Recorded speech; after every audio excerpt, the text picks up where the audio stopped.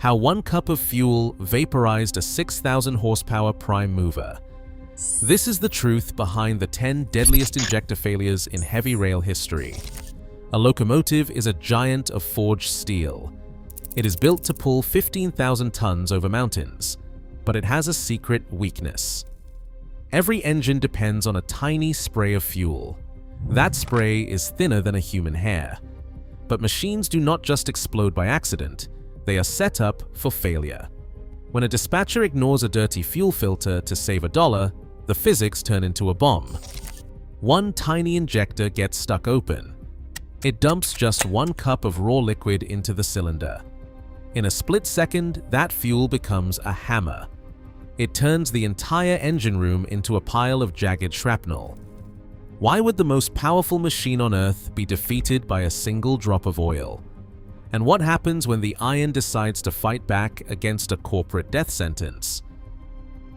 In 10th place, Canadian Pacific SD40-222 No. 1-125 met its match in the deep freeze of the Rockies. The problem started small. Sub-zero temperatures stiffened the fuel.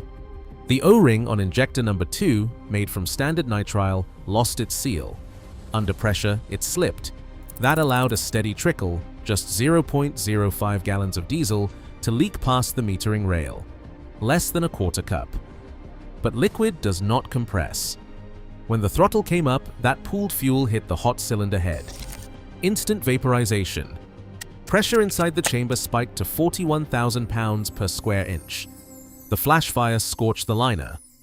Oil samples showed 2.8% fuel dilution, a warning ignored by the shop when they swapped only the O-ring to save time and money. Metallurgical analysis later confirmed the O-ring had swollen and slipped from its groove, a failure made inevitable by the cold. The engine survived, but the lesson is written in steel. Even the smallest volume, measured in spoonfuls, can start a chain reaction. An engine is only as good as what we feed it. If we give it garbage to save a penny, we should not be surprised when the iron fights back. Number 9. Kansas City. Southern SD70M.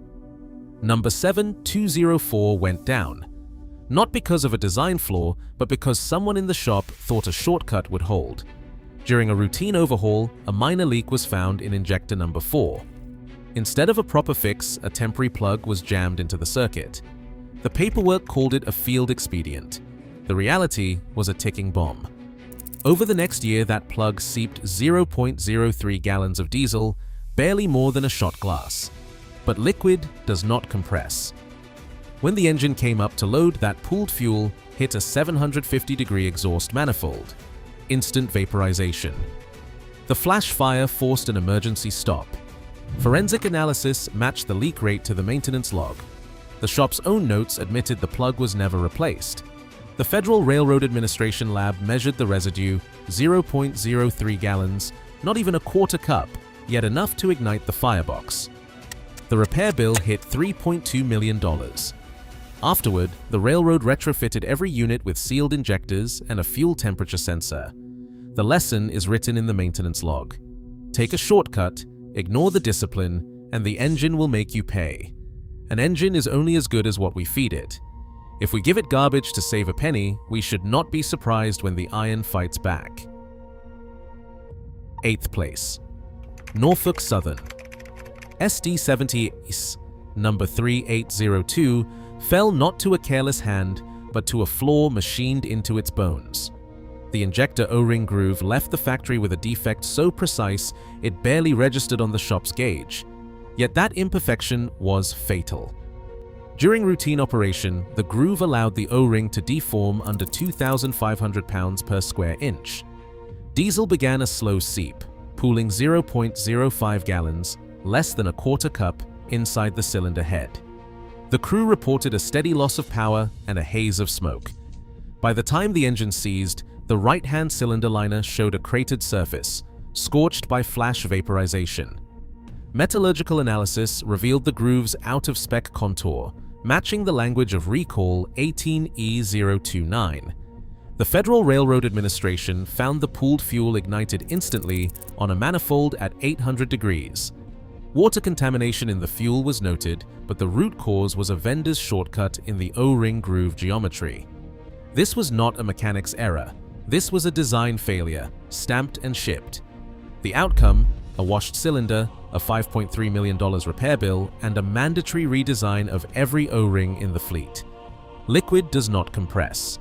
Even a slow leak, measured in spoonfuls, can start a chain reaction that destroys a prime mover from the inside out. An engine is only as good as what we feed it. If we give it garbage to save a penny, we should not be surprised when the iron fights back. Number 7. Union Pacific SD70 Ace, number 4220, carried the warning in plain sight. The last scheduled injector service logged a note saying light film of sludge on the fuel filter. The shop cleared it and sent the unit back on the line. That film was more than dirt. It was the first sign of a contamination chain, a slow poison that would erode the nozzle tip from the inside. As the engine ran, the compromised filter allowed microscopic grit and water to bypass, carving a micro crack in the hardened steel of injector number 9. The metering rail lost its seal. Over the next weeks, diesel dribbled into the combustion chamber, pooling a measured 0.07 gallons, nearly a third of a cup, inside the cylinder head. No alarm tripped, no sensor caught it. The crew noticed only a slow loss of power and a faint smell of raw diesel in the compartment. When the engine came up to load, the pooled fuel met an exhaust manifold at 800 degrees Celsius. Instant vaporization. The pressure spike hit 44,000 pounds per square inch. The force exceeded the yield of the cylinder head studs. The fire that followed scorched the right-hand head and forced a shutdown. The forensic audit traced the sequence: filter sludge ignored, nozzle tip fracture, unmetered fuel, and a relief valve retrofit ordered after the fact. This was not a sudden disaster. It was a maintenance chain reaction, every link forged by a decision to clear and move on. Liquid does not compress. Even a volume measured in ounces can turn a 6,000 horsepower prime mover into scrap. An engine is only as good as what we feed it. If we give it garbage to save a penny, we should not be surprised when the iron fights back. Number 6.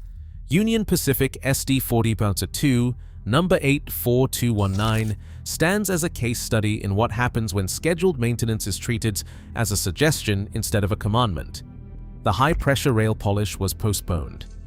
The shop log called for it on November 3rd. Management said to monitor and move on. 11 days later, injector number 13 failed. The hardened copper insert inside the injector developed a fatigue crack at just 2,200 pounds per square inch. That is below the design minimum for the EMD 645 common rail. Metallography confirmed the fracture origin. The crack let diesel bypass the metering rail and dribble straight into the combustion chamber while the engine idled. The crew described a click and a black smoke plume. Eyewitnesses on the ground saw what looked like half a cup of fuel spewing from the right cylinder head. The measured pool was 0.12 gallons. That is the largest slow poison volume in the chain. In a 45,000 pounds per square inch environment, that much unmetered diesel does not just burn, it vaporizes. The pressure spike exceeded the yield strength of the cylinder head studs. The engine seized. The NTSB report found the rail polish deferral directly responsible.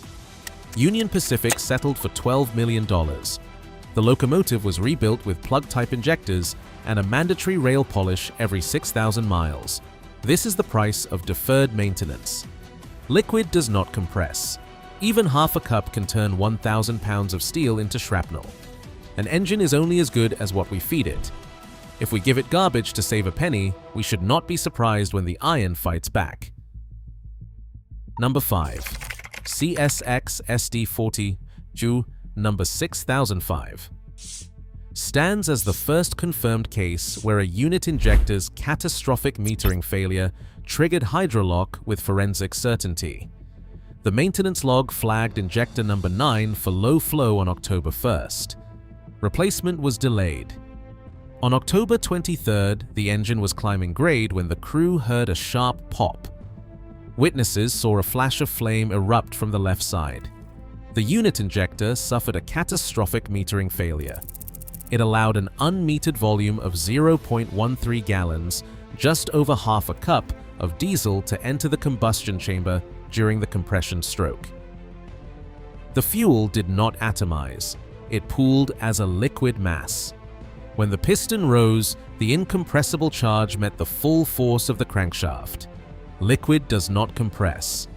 The pressure transducer trace captured a spike to 46,000 pounds per square inch in just 0.02 seconds. That is not a gradual build.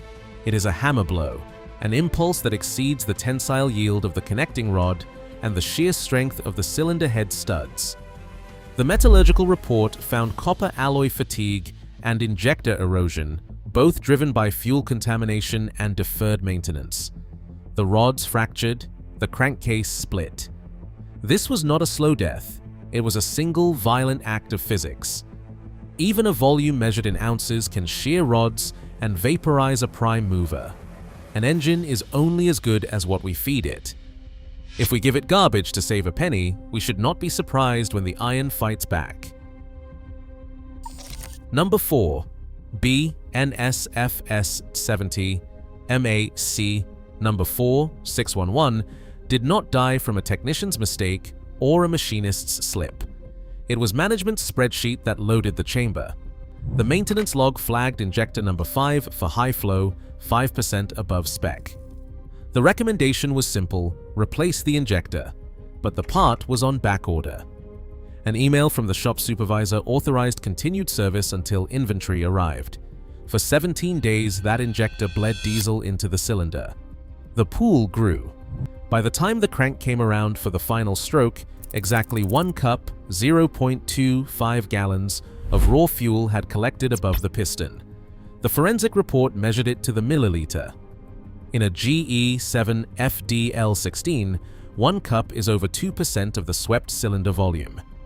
At 45,000 psi, the hydraulic force on the piston crown exceeded the tensile yield of the connecting rod and the shear strength of the cylinder head studs.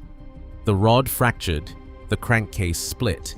Fatigue fractography at the nozzle tip revealed copper alloy microcracking, a signature of repeated high-temperature cycling under stress.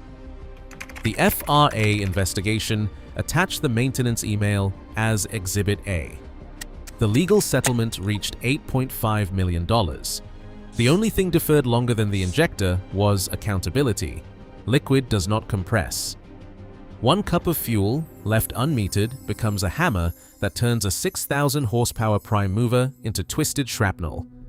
The engine was rebuilt with the new VS8000 injector family, but the lesson is burned into the ledger. An engine is only as good as what we feed it. If we give it garbage to save a penny, we should not be surprised when the iron fights back. Number 3. BNSF SD70 ACE number 9587 met its fate at altitude, where the thin air of the Rockies turned a routine injector defect into a record-setting disaster. The trouble began with a micro crack in the metering rail of injector number 22. That flaw, invisible to the naked eye, let raw diesel bypass the atomization stage and pool directly inside the cylinder head. Over a single run, the volume reached 0.9 liters, just under a full quart or 3.8 cups. In a General Electric 7 FDL16 engine, that is more than 8% of the swept cylinder volume. The physics are unforgiving. At 5,000 feet, reduced air density means less cushion for the piston stroke. The engine control system compensated by increasing fuel delivery, but the metering rail integrity was already lost. When the piston came up, it struck the incompressible liquid. Liquid does not compress. The pressure spike hit 48,000 pounds per square inch, the highest ever recorded in a North American mainline diesel. The force tore the cylinder head studs from the block and split the deck. The crew heard a sharp bang, then watched a fireball erupt from the right side. Metallurgical analysis confirmed the micro crack origin, with fracture lines radiating from the rail seat. After the event, BNSF installed continuous pressure monitoring on every SD70 AC in mountain service. This was not a myth or a legend, it was a forensic fact. At altitude, even a single micro crack in the metering rail can let enough fuel through to destroy a prime mover in one stroke. The lesson is burned in steel and oil. An engine is only as good as what we feed it. If we give it garbage to save a penny, we should not be surprised when the iron fights back. Number 2. The unit injector suffered a catastrophic metering failure. Canadian National SD40-2 number 8903 was supposed to be protected by the so-called one-cup myth. That myth died under the lens of a high-speed camera and a pressure transducer. On March 22nd, the left-hand bank erupted. The injector nozzle tip fractured. It did not dribble a cup.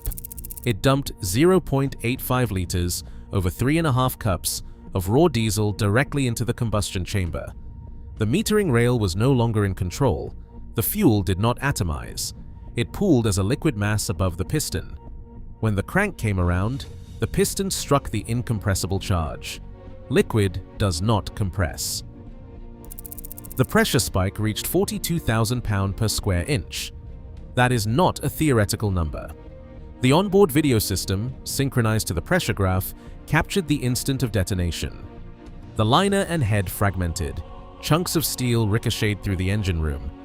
The forensic report from Canadian National's own lab, released under subpoena, confirmed what the video showed.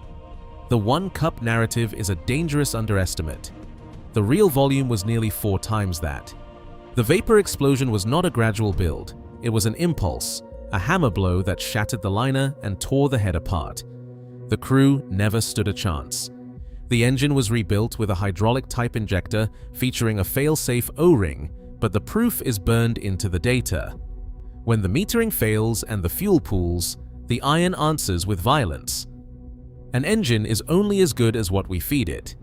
If we give it garbage to save a penny, we should not be surprised when the iron fights back. And finally, in first place.